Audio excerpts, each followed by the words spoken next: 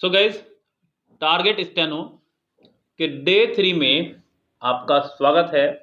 बहुत शानदार वीडियो और बहुत पसंद कर रहे हैं आप लोग, तो थोड़ा सा हौसला मिल रहा है। इसलिए आज की वीडियो में पैसेज मैंने ऐड किया है, कोलोड टेस्ट को स्किप किया है और पैसेज इसके अंदर रहेगा।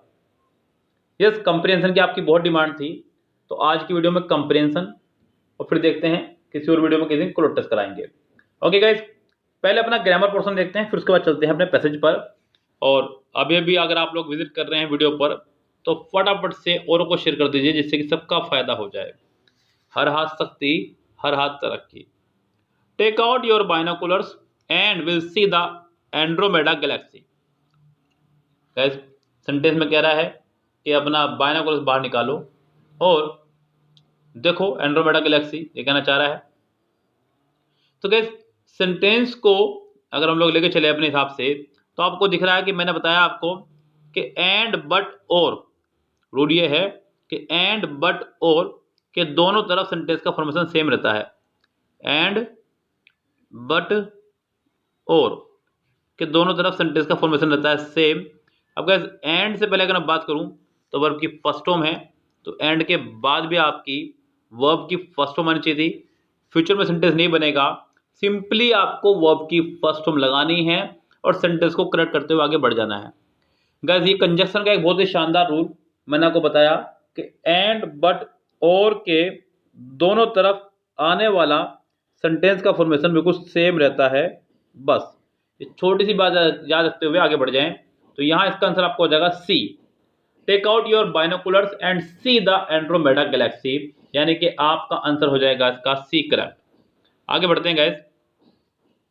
A small makeshift stage was constructed with a red curtain for a backdrop.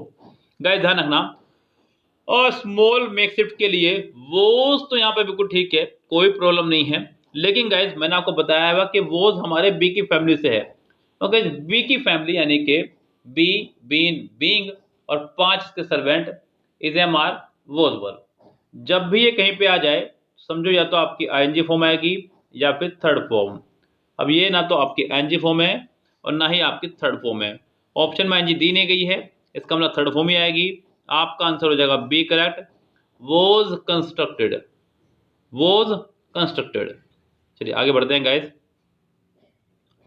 Repetition bread और senses of dash with the characters.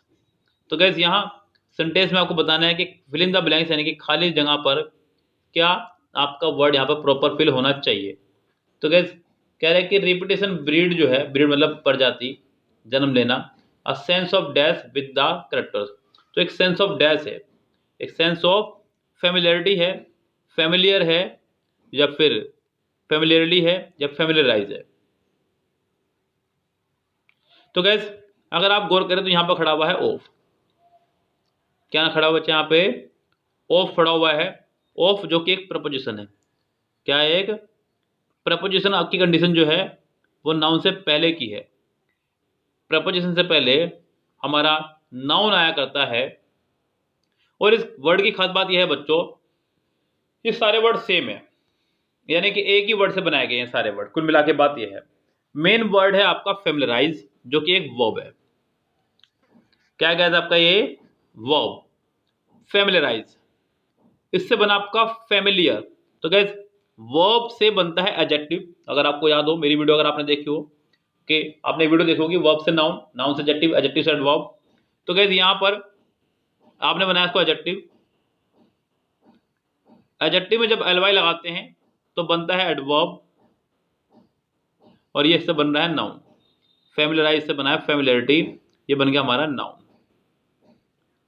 तो गैस, ये है पूरी कंडीशन कि भैया पहले वाला तो है नाउन, दूसरे वाला है एडजेक्टिव, तीसरे वाला है एडवर्ब और चौथे वाला है वर्ब। तो गैस, आपका आंसर हो जाएगा नाउन, यानी कि पहला, यानी कि ए ही करेक्ट। ठीक है गैस, चलिए उम्मीद करता हूं कि आपको समझ में आ गई होगी बात पूरी। चलिए बच्चों, देखते हैं। कह रहे कि rituals play into the dash understanding of our society. So guys, यहां आप लोग पूरा मीनिंग समझ लें। यहां पर हम लोगों को जो दिखाई दे रहा है दा दिखाई दे रहा है और दा के बाद दिखाई दे रहा है अंडरस्टैंडिंग। अंडरस्टैंडिंग यानी कि वर्ब में लगी हुई है आईएनजी।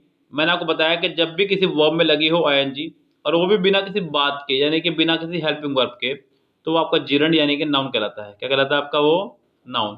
तो यानी कि कन्फर्म है कि दिया गया वर्ड हमारा नाउन है और नाउन से पहले हमारा आया करता है एडजेक्टिव। तो क्या यहाँ पे आपको एक एडजेक्टिव फंसाना है, ध्यान रखिए।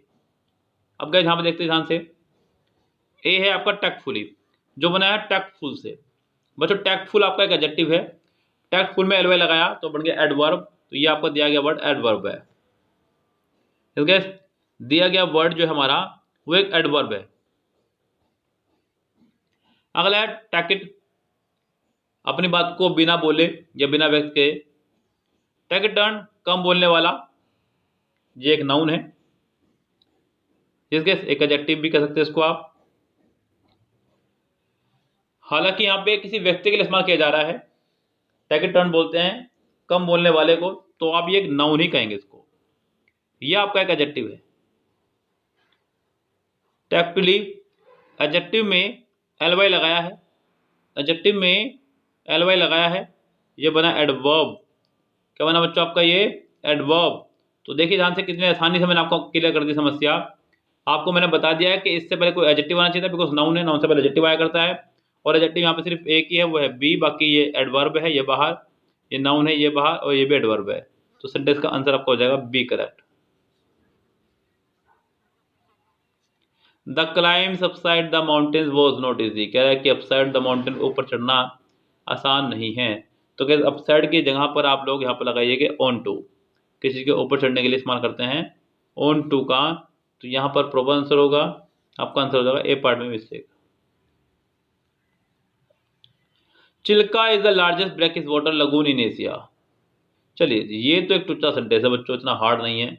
चिल्का कोई झील है बच्चों, उसकी बात हो रही है। चिल्का इज द लार्जेस्ट, बिल्कुल ठीक है अभी तक तो।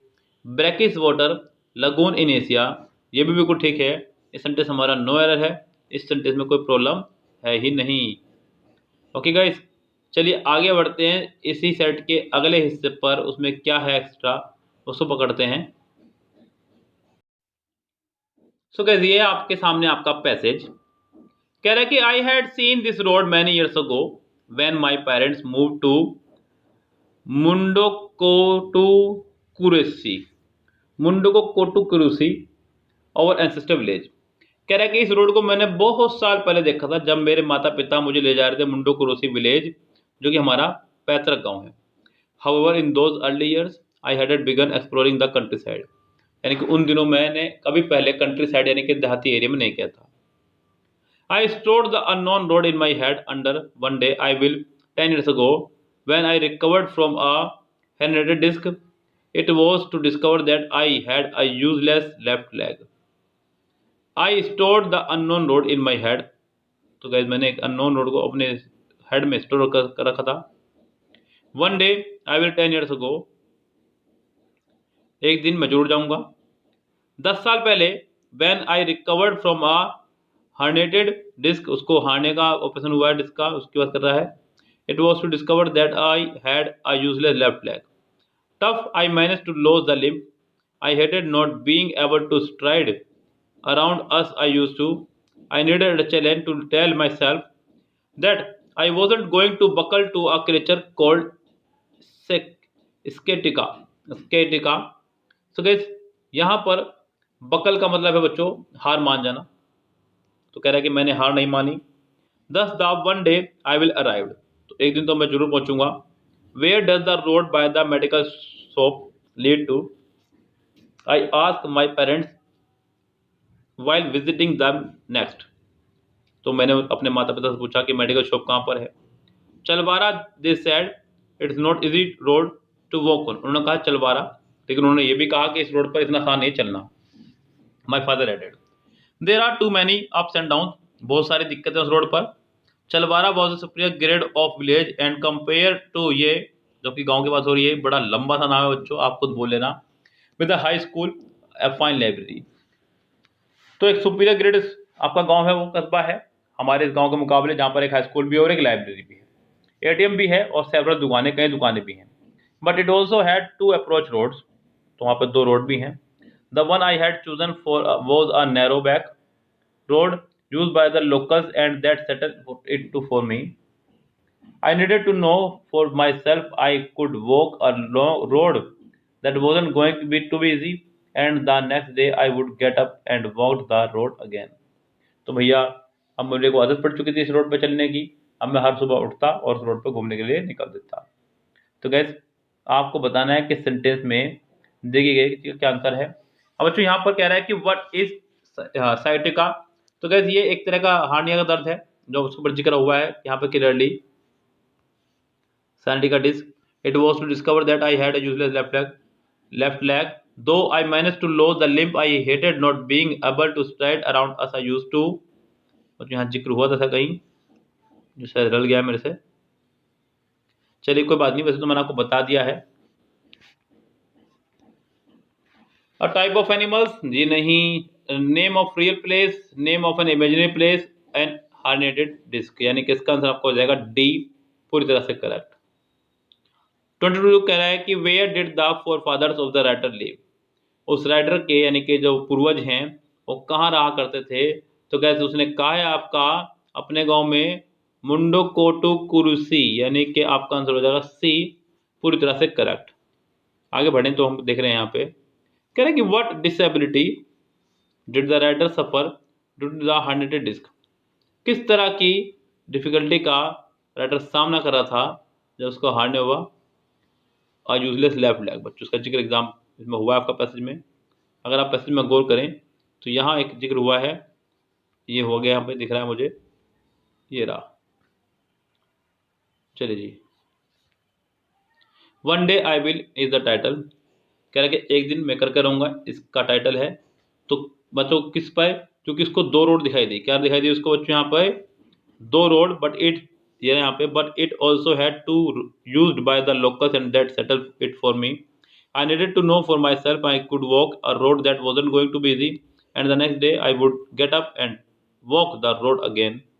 तो बच्चों आई विल डू इट यानी कि आपका आंसर हो जाएगा द अननोन रोड. 24 का बी करेक्ट.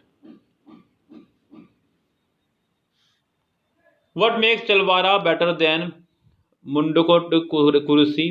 तो किस चीज़ से बढ़िया बनता था वो, क्योंकि वहाँ पे एक हाई स्कूल भी था, एक लाइब्रेरी भी थी, एटीएम भी था, कई सारी दुकानें भी थी. बच्चों इसी का तो जिक्र हुआ है पैसेज के अंदर. मैंने कहा ना बच्चों अपना एक्स्ट्रा दिमाग नहीं लगाना है पैसेज करते समय. पैसेज करते समय सिर्फ उतना ही दिमाग लगाना जितना पैसेज में दिया गया है. एक्स्ट्रा चीज़ें आपको पैसेज के बारे में नहीं सोचनी है. तो गाइस आपका आंसर हो जाएगा ए, पूरी तरह से करेक्ट. ओके चलिए फिलहाल चलते हैं गैस, लेते हैं विदा. Goodbye, have a nice day.